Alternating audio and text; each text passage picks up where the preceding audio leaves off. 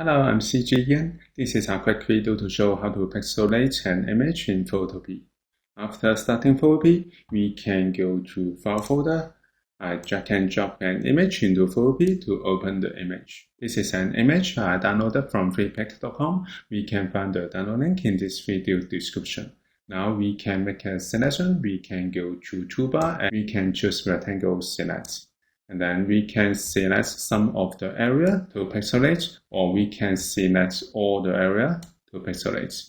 Make sure that we select the layer that we want to pixelate, and then go to Filter and go to Pixelate, and then choose Mosaic again. And then we can go to Mosaic setting, and then we can adjust the cell size. For example, I increase it. After setting the cell size, we can press OK to apply it. So this is how we can pixelate an image in Photopea. Thank you for watching this video. Hope this helped. Please subscribe this channel. More video will be shared with you. I'm cgian. See you in the next video. Bye bye.